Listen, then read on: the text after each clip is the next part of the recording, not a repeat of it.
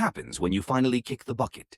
Despite our mostly science-grounded views on death these days, it seems many of us believe in life after it. In 2014, UK citizens were polled by The Telegraph, and just under 60% of respondents said they believe some part of us lives on. In the US, still a very Christian nation, Pew Research in 2015 asked people what happened after you die. The survey found that 72% of Americans believed you go to heaven, which was described as a place where people who have led good lives are eternally rewarded. 54% of US adults replied that they believed in hell.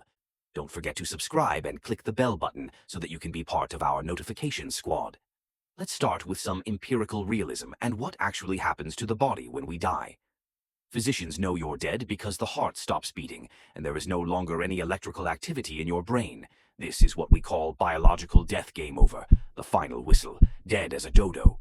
Once you're definitely no longer with us, your muscles relax, and this means your sphincter will too, meaning that triple whopper and large fires you had for lunch will spill out of you. The gas you have in you may also leak out and cause a stink.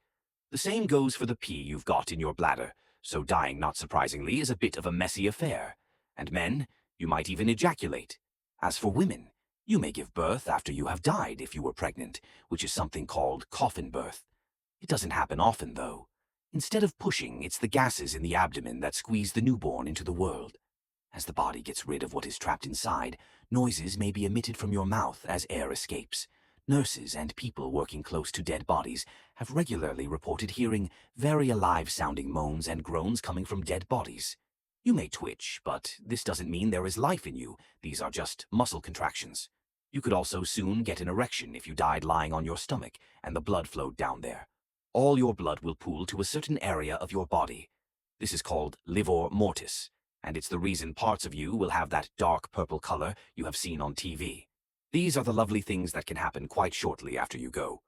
With no blood flowing through your body, it will begin to cool down, known as algor mortis, or simply death chill. It will keep cooling until it is the same temperature as your surroundings. You will become stiff within about 2 to 6 hours, and this we call rigor mortis. This is because calcium is getting into your muscle cells. Cells break down without blood flow, and this leads to bacteria growth, and that's why you start to decompose. You may look like your hair or your nails have grown, but that isn't the case. What is happening is that your skin is receding, giving the impression of growth. The skin will loosen too, and blisters will appear on the body. The next stage is putrefaction, when bacteria and microorganisms start feasting on you. You'll soon start to stink as bad as anything you could have imagined while you were alive.